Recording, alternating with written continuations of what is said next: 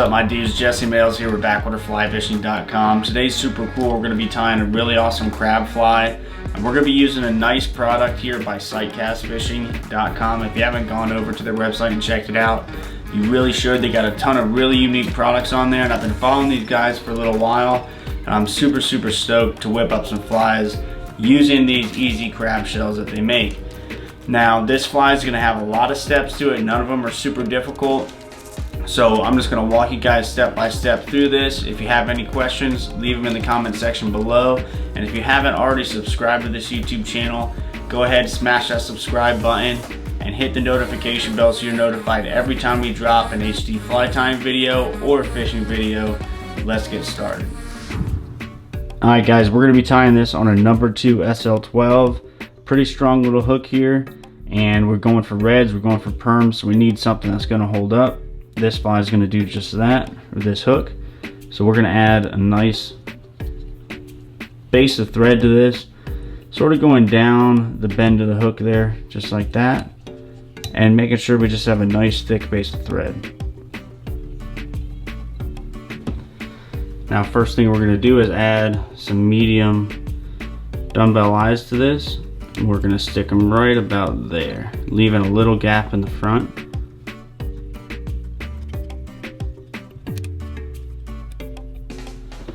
Alright, next we're going to throw a little hot spot down here on this fly using a pinch of semi-seal dubbing from Spawn Fly Fish. And we're just going to tie this in sort of right at the back.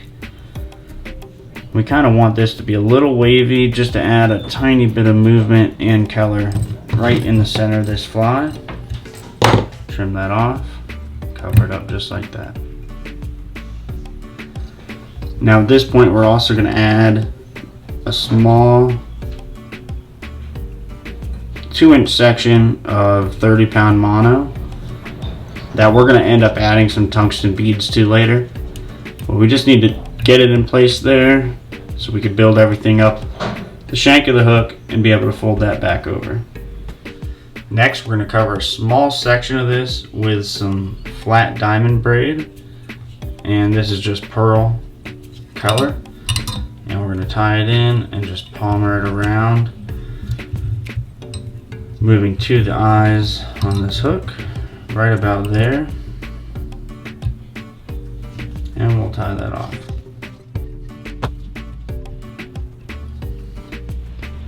Alright, now this crab is going to get some claws that we've made out of some chenille here, and it's not going to be very long. We don't want the crab claws to be this long. We sort of want it to be a shorter crab, so we'll tie them in one to each side of the hook, just like this, going right up to where that flat diamond braid sort of ended. This is designed to be sort of a smaller crab fly, so we don't want to have these giant claws coming out of a small crab body. We sort of want it to be compact, so we'll put one on each side, just like this.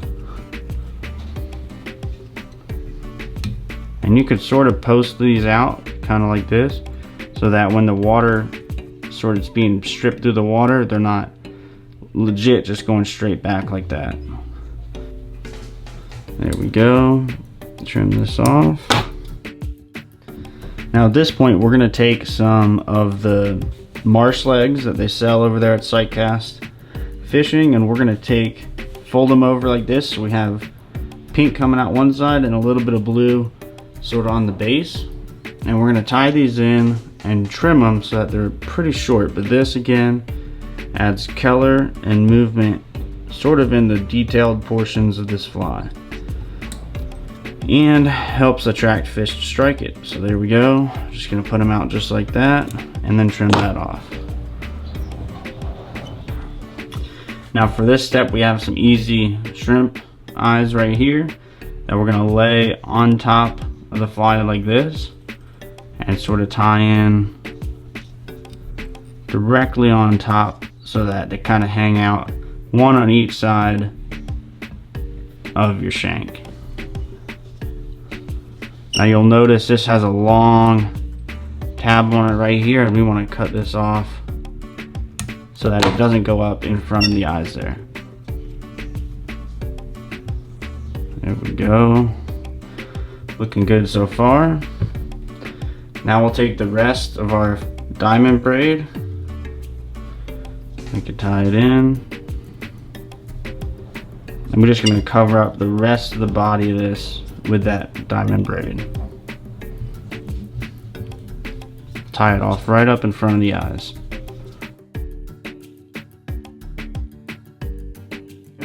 We got pretty much the whole body done. Now we're going to go ahead and add our shell. Alright, now to tie the shell in is super easy. Obviously you can see we have this long strip here, and that's actually what we're going to tie to. So we're going to set it in place, and we'll end up trimming some of this tab off. Set it right in place there. Now you can glue these down. Honestly, after tying with these a number of times, it's not going to flap up, and you shouldn't have issues with it getting on the hook there.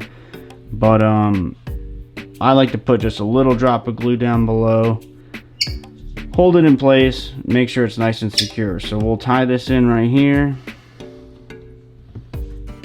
slide our scissors in and trim that off, cover up that, and we'll throw a little drop of glue underneath here, help hold it down. Okay, and that's really all you got to do to add this body portion. This easy crab shell, super little cool material there. Now we still have this mono that we're going to need to throw some beads on and reattach up here, so we'll do that. Alright, so I'm going to use orange beads. You can use whatever color bead you want. I really like the way the orange works on these crab flies, and it really is just a hot spot. Get the fish's attention if for whatever reason they see the bottom of this thing. And these tungsten beads are going to help keep the fly upright. We really want this to hit the water, go to the bottom very quickly, and that's what this is going to help do.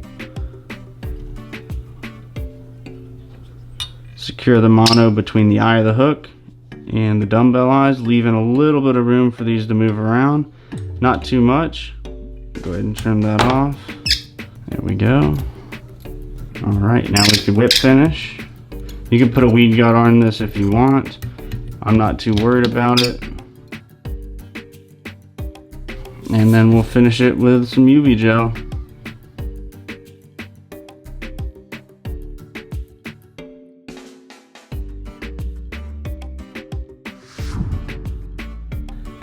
Alright, so there you go guys. You can see just how easy tying this fly really is. The easy crab shells make this fly look really cool, and it's a great way just to build up a realistic crab fly if that's what you need for redfish, permit, or bonefish. Thank you guys so much for watching. Until next time, we'll catch you guys later. Deuces.